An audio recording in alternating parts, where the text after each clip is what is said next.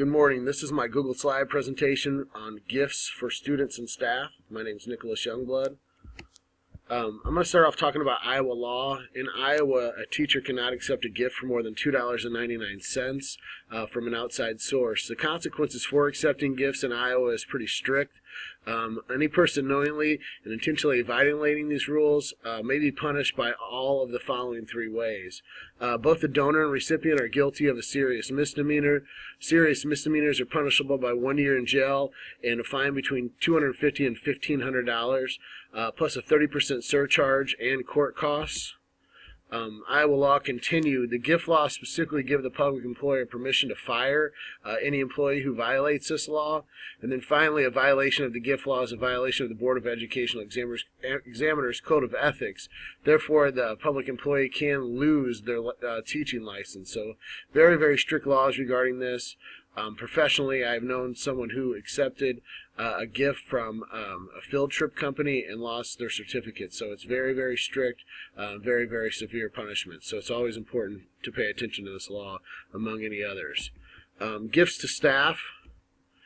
Gifts to teachers and staff, they must be guided by a written procedure, coordinated by a committee, and reviewed once a year. For instance, at the school I work at, we have something called the Sunshine Club, and that club's for a lot of remembrance things, big life events, and we'll get into that a little bit here later. But you want to use funds generated by staff for staff, and all cash or equivalents must be added to the W-2. So if you are getting cash or gift cards or whatever it may be, that's technically taxable wage.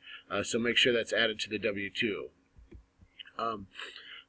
You may give a token gift to your staff, and I think it's important to build staff morale at the beginning of the year, perhaps a welcome back, teacher appreciation, things like that.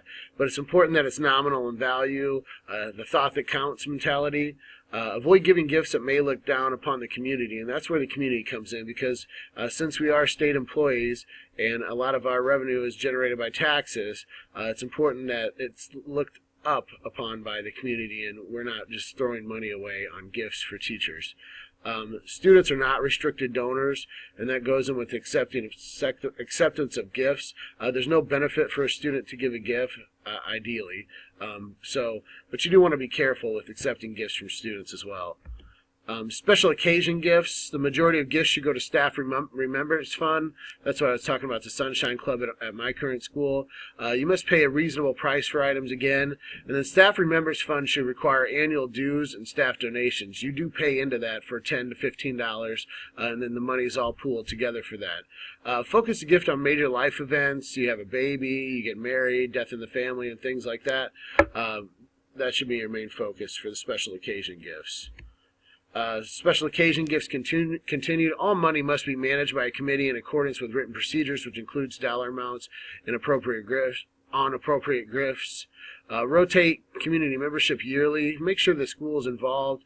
It goes just like we've been talking about, is you don't want the same people handling the money and doing the same thing year in and year out. Fundraising gifts for staff. If a staff member participates in a fundraiser, it may be appropriate to give a gift to a staff member. Gifts should not exceed 5% of the fundraising profit. So don't utilize the majority of your profits for gifts. You're obviously fundraising for something. So make sure those gifts don't exceed 5% of the fundraising profit. Gifts to students. Special achievement gifts. Funding for athletics should come from the athletic fund. For these gifts, funding for awards comes from the general fund.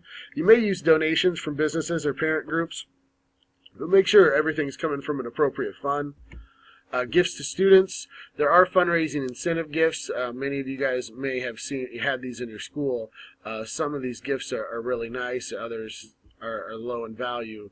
But it's important that if the fundraising gifts are coming from the fundraiser itself and it's individually ran, that it's age appropriate and does not majorly reduce the profit margin. Once again, that it's nominal in value and only for students who participate in the fundraising event. Incentives for students must use funds raised by fundraisers. So do not use outside sources for that.